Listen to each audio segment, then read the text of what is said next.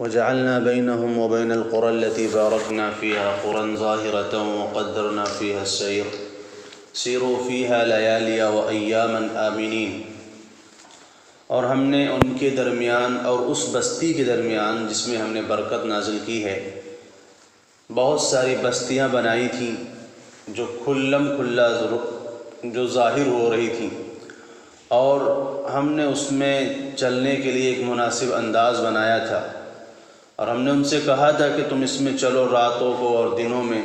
امن کے ساتھ، عافیت کے ساتھ۔ پچھلی آیات میں قوم سبا کا واقعہ مذکور ہوا، ان آیات میں اسی چیز کا تتمہ اور تکملہ ہے۔ آپ نے سنا کہ اللہ تبارک و تعالیٰ نے قوم سبا کو انتہائی حیرت انگیز نعمتوں سے مالا مال فرمایا تھا کہ نعمتوں کی فراوانی اور بیماریوں سے حفاظت، ہر قسم کی تکلیف دہ چیزوں سے حفاظت، چوروں ڈاکوؤں سے، لڑائی جھگڑوں سے حفاظت، آپس میں الفت اور محبت، آپس میں پیار اور آپسی بغض اور عناد، حسد اور دشمنی سے پاک، کہ دل ایسے نرم تھے کہ اگر باپ کے قاتل کو بھی دیکھتے تھے تو اس سے بدلہ نہیں لیتے تھے۔ فضا ایسی پاک صاف تھی کہ مچھر، مکھی، سانپ، بچھو کا کہیں وجود نہیں تھا، یہاں تک کہ بالوں میں جوں بھی نہیں پڑتی تھی، اور پھلوں کی فراوانی ایسی تھی کہ صرف ٹوکری لے کر کے نکل جائیں باغ کی طرف تو ٹوکری بھر جایا کرتی تھی، توڑنے کی ضرورت بھی نہیں پڑتی تھی، یعنی اتنی کثرت سے پھل پک کر کے گرا کرتے تھے کہ صرف آدمی ٹوکری لے کر کے گزر جائے تو ان کی ٹوکری بھر جایا کرتی تھی۔ لیکن انہوں نے اللہ کی نعمتوں کی ناقدری کی، اور اللہ تعالیٰ نے جو ان کو نعمت عطا فرمائی تھی اس کی وجہ سے اترانے لگے اور کفر و شرک میں مبتلا ہو گئے، یا سورج کی پرستش میں مبتلا ہو گئے،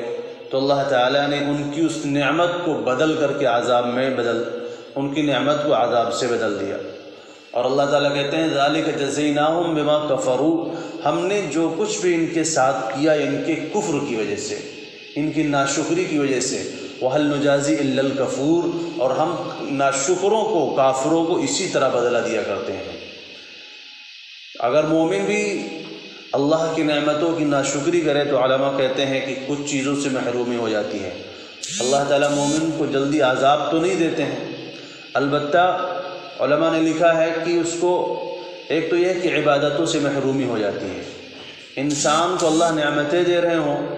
اور انسان ناشکری میں مبتلا ہو رہا ہو تو اللہ تعالیٰ سب سے پہلے جس سے جو چھینتے ہیں وہ عبادتیں چھین لیتے ہیں، اس کو عبادتوں کی توفیق چھین لیتے ہیں، اور نیکی کی لذت اس کے اندر سے ختم ہو جاتی ہے، اور دنیا کی فکر، دنیا کی تنگی اس کے اوپر مسلط کر دی جاتی ہے۔ یعنی مال تو بہت سارا ہوگا لیکن بہت سارے اسباب بھی ہوں گے، اس کے مسائل بھی ہوں گے، جس کی وجہ سے وہ مال بھی اس کے کچھ کام نہیں آتا ہے، اور عبادتوں کی لذت ختم ہو جایا کرتی ہے۔ تو یہ وہ سزائیں ہوتی ہیں جو اللہ تبارک و تعالیٰ کی طرف سے مومنوں کو دی جاتی ہیں۔ اور رہی بات یہ ہے کہ بہت سارے مومنوں کو جہنم میں بھی داخل کیا جائے گا، تو اس کی وجہ کیا ہے؟ تو رسول اللہ صلی اللہ علیہ وسلم نے فرمایا ہے کہ مومنوں کا ہر معاملہ بہتر ہی ہوتا ہے، خیر ہو جب بھی بہتر ہے، اگر مومنوں کو تکلیف پہنچے جب بھی بہتر ہے۔ علماء نے لکھا ہے کہ مومنوں کو جو جہنم میں داخل کیا جائے گا وہ عذاب دینے کے لیے نہیں ہوگا بلکہ صفائی کرنے کے لیے ہوگا، کہ جس طرح لوہے میں جب زنگ لگ جایا کرتا ہے تو لوہار کیا کرتا ہے، آگ کی بھٹی میں اس کو داخل کر کے اس کو پکاتا ہے، پھر اس کی ٹھوکائی کر کے صاف ستھرا کر دیتا ہے، پھر اچھی سی تلوار بن جاتی ہے اور کوئی اوزار بن کر کے نکل کے آتا ہے۔ تو ایسے ہی مومنوں کو بھی اللہ تعالیٰ عذاب میں، جہنم میں جو ڈالیں گے وہ گناہوں کی زنگ سے، گناہوں کے میل سے پاک صاف کرنے کے لیے ڈالیں گے، اور اس کے بعد جب گناہوں سے پاک صاف ہو جائیں گے تو دوبارہ تو پھر ان کو نکال کر کے اللہ تعالیٰ انہیں جنت میں داخل کریں گے۔ تو بہرحال اللہ تعالیٰ کہتے ہیں کہ جو قومیں ناشکری میں مبتلا ہوتی ہیں، اللہ کی نعمتوں کی ناقدری میں مبتلا ہو جاتی ہیں، وہ قوموں پر اللہ کا عذاب آ جایا کرتا ہے۔ اور ایک چیز ہے جس کو استدراج کہتے ہیں، سنستدرجہم، کہ اللہ تعالیٰ کہتے ہیں ہم ان کے پاس دھیرے دھیرے آ رہے ہیں۔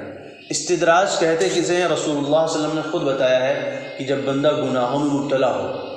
اور گناہوں میں مبتلا ہونے کے باوجود اس کے اوپر نعمتیں مل رہی ہیں۔ اب انسان اترا جاتا ہے،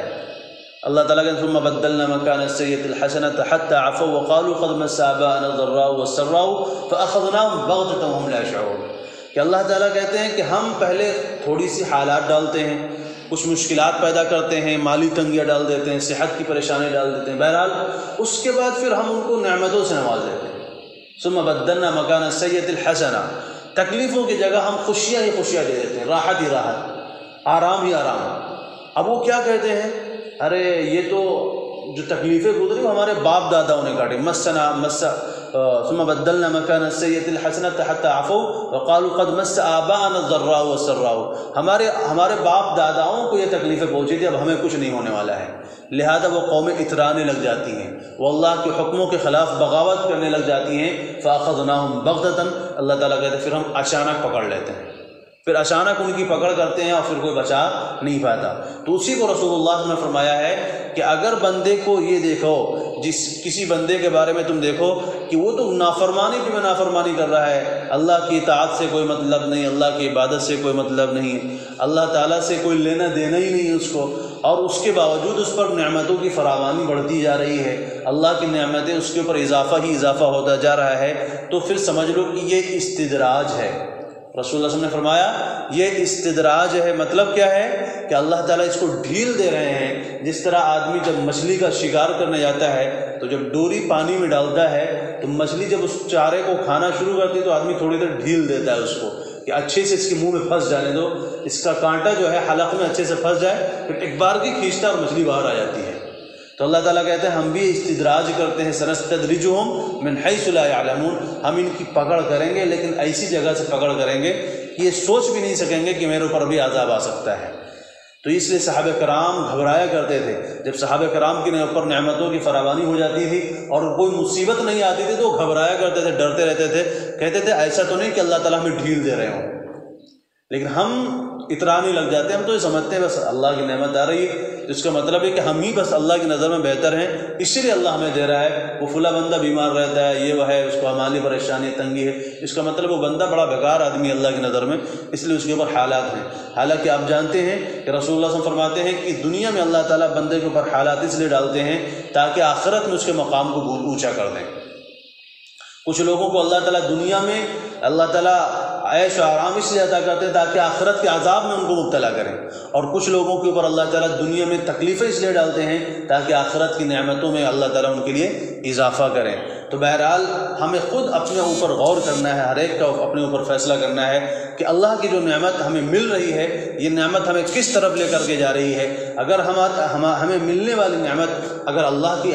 اطاعت کی طرف لے کے جا رہی ہے، اس کی عبادت کی طرف لے کر کے جا رہی ہے، گناہوں سے ہمیں بچا رہی ہے، تو اس کا مطلب کہ جو چیز ہمیں مل رہی ہے وہ نعمت ہے، وہ اللہ کی رحمت ہے۔ اور اگر ہمیں ملنے والی نعمت ہمیں جو چیزیں مل رہی ہیں وہ ہمیں گناہوں میں مبتلا کر رہی ہیں تو یہ سمجھ لینا چاہیے کہ یہ آنے والی چیز ہمارے لیے نعمت نہیں بلکہ عذاب ہے۔ تو فرماتے ہیں ذالک جزیناہم بما کفروا، ہم نے ان کے ناشکری اور گناہوں کا یہ بدلہ دیا تھا، وہل نجازی الا الکفور، اور ہم کافروں کو اسی طرح بدلہ دیا کرتے ہیں۔ وجعلنا بینہم وبین القری التی بارکنا فیہا، اور اللہ تعالیٰ نے ان کے واسطے چلنے کے لیے،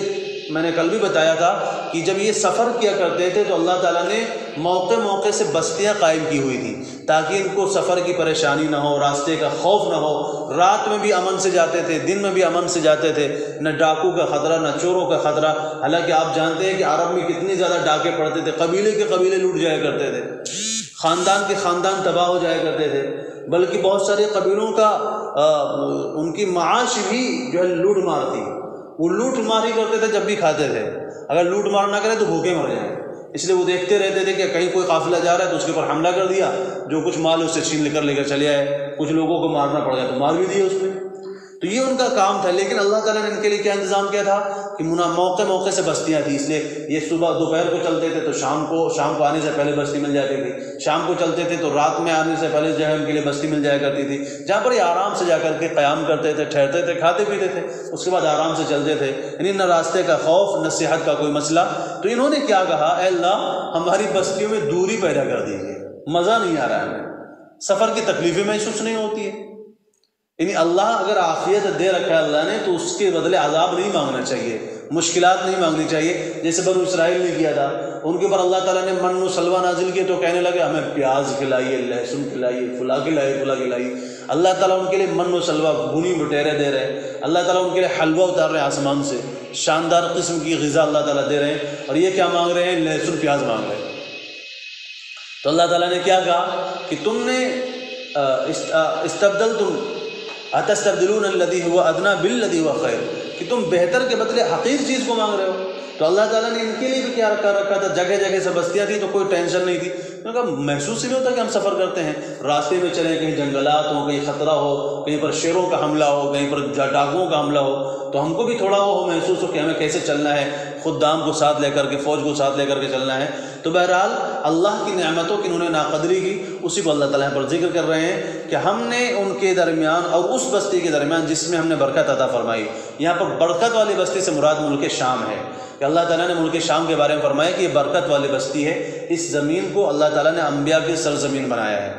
ہزاروں انبیاء علیہ السلام، تقریباً اکثر انبیاء علیہ السلام اسی سرزمین سے تعلق رکھتے ہیں۔ تو یہاں پر وہ یمن سے ملک شام کا سفر کیا کرتے تھے، تو فرمایا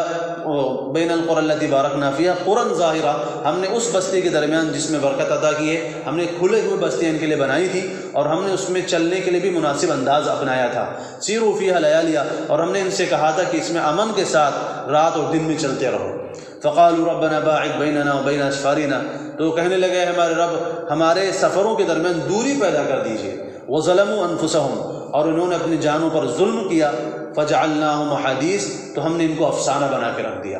یعنی ان کی نعمتیں چھن گئیں، ان کی تو قوتیں بکھر گئیں، اور ان کے خاندان ہی ٹکڑے ٹکڑے ہو گئے۔ فرمایا ومزقناہم کل ممزق، اور ہم نے ان کے ٹکڑے ٹکڑے کر دیے۔ چنانچہ میں نے کل بتایا تھا کہ جو سبا تھے ان کے 10 بیٹے تھے، جن میں سے 6 یمن میں آباد ہوئے اور 4 ملک شام میں چلے گئے۔ اس میں سے بھی کچھ جب یہ بند کا عذاب آنے والا تھا تو ان کی کتابوں میں لکھا ہوا تھا کہ چوہوں کے ذریعے عذاب آئے گا، تو وہاں پر ایک کاہن ہوا کرتا جس کا نام عامر بن عامر تھا، اس کو محسوس ہو گیا کہ عذاب آنے والا ہے، تو اس نے ایک چال چلی وہاں سے بھاگنے کے لیے، اپنے چھوٹے بیٹے سے کہا کہ میں جب مجمع میں جاؤں تو مجھے مارنا۔ اب وہ مجمع میں گیا، وہ بیٹا تیار نہیں ہو رہا مارنے کے لیے، لیکن اس نے کہا نہیں تو مجھے مارنا، میں اس کے لیے مجھے اس کا مقصد ہے۔ تو خیر مجمع میں گیا تو اس کے بیٹے نے اس کو تماچا لگا دیا، بے شور مچانے لگا تھا کہ میرے چھوٹے بیٹے نے مجھے مارا ہے، یہ لوگ جمع ہو گئے، کیا بات ہے، میں ایسی بستی میں رہتا نہیں جہاں پر باپ کی قدر نہ ہو، ایسا ہو۔ بہرحال اب کچھ لوگوں نے کیا سمجھا کہ یہ بندہ جا رہا ہے، اس کے پاس مال و دولت بہت زیادہ ہے، زمین جائیداد بہت زیادہ ہے، موقع اچھا ہے، خرید لو۔ اس نے کیا کیا، بہانے سے پورا اپنا جتنی جائیداد تھی ساری بیچ دیا۔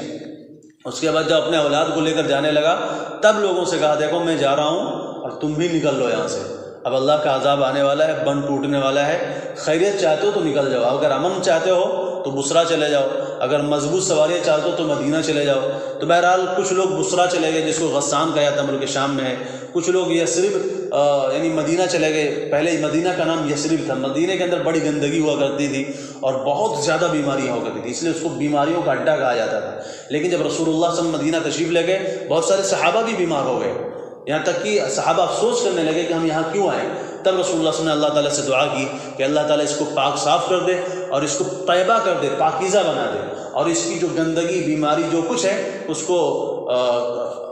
نجد یا کچھ الفاظ ہیں جو کچھ علاقے ہیں فرمایا اس کی طرف منتقل فرما دے۔ اس کے بعد سے جو ہے یثرب مدینہ طیبہ ہو گیا، یعنی وہ پاکیزہ شہر ہو گئے، وہاں پر اب وہاں کی آب و ہوا سب سے اچھی ہے۔ تو بنو حارثہ جو تھے، حارثہ بن ثعلبہ کے اولاد اوس و خزرج، یہ لوگ یثرب چلے گئے، تو ایسے ٹکڑے ٹکڑے ہو گئے۔ اس لیے کہتے ہیں عرب کے اندر ایک مثل مشہور ہو گئی، جب کسی چیز کے بکھرنے کو بیان کیا جاتا تو کہا جاتا تھا تفرقت ایادی سبا، جس طرح سبا کی اولاد بکھر گئی تھی ایسے اس کے معاملات بکھر گئے ہیں۔ تو اسی کو اللہ تعالیٰ کہتے ہیں کہ مزقناہم کل ممزق، اولاد کا ایک ساتھ رہنا بھی اللہ کی بہت بڑی نعمت ہے، اور بکھر جانا یہ اللہ تعالیٰ کی طرف سے ایک طرح سے پکڑ ہے، اللہ کا عذاب ہے۔ اسی کو یہاں پر بھی ذکر کیا ہے، ان فی ذلک لآیات لکل صبار شکور، یقیناً اس میں نشانیاں ہیں، ایسے شخص